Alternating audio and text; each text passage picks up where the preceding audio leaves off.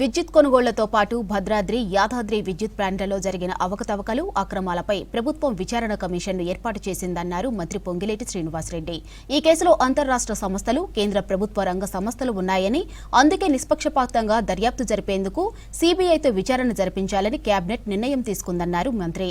ఇందుకు సంబంధించిన తదుపరి ప్రక్రియను వేగవంతం చేయాలని అధికారులను ఆదేశించారు మంత్రి.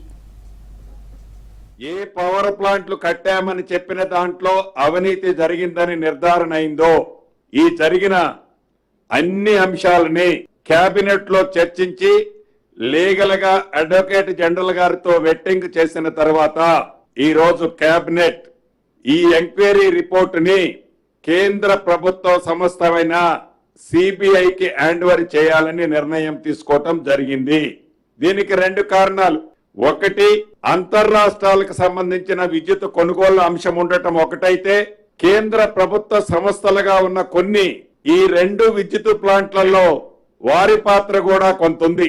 వీటన్నిటినీ దృష్టిలో పెట్టుకొని కేంద్ర ప్రభుత్వ దర్యాప్తు సంస్థ అయిన సిబిఐకి ఈ విద్యుత్ కొనుగోళ్లకు సంబంధించిన అంశాలు కానీ, భద్రాద్రి, యాదాద్రి పవర్ ప్లాంట్ కు సంబంధించిన అంశాలలో ఏవైతే ఉద్దేశపూర్వకంగా ఆనాటి పెద్దలు తీసుకున్న నిర్ణయాలు నిజమేనని ఎంక్వైరీ రిపోర్టు వచ్చిన తర్వాత లీగల్ గా దాన్ని నిర్ణయం తీసుకొని సిబిఐకి దీన్ని హ్యాండ్ ఓవర్ చేయాలని రాష్ట్ర కేబినెట్ నిర్ణయం తీసుకుంది.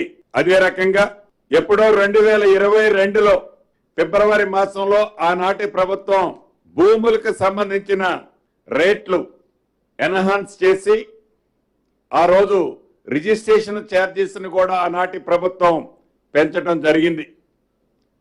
4 సంవత్సరాలు పైచిలకైంది. సైంటిఫిక్ గా, శాస్త్రోయుక్తంగా అనుభవజ్ఞులు, ఆర్థిక తత్వవేత్త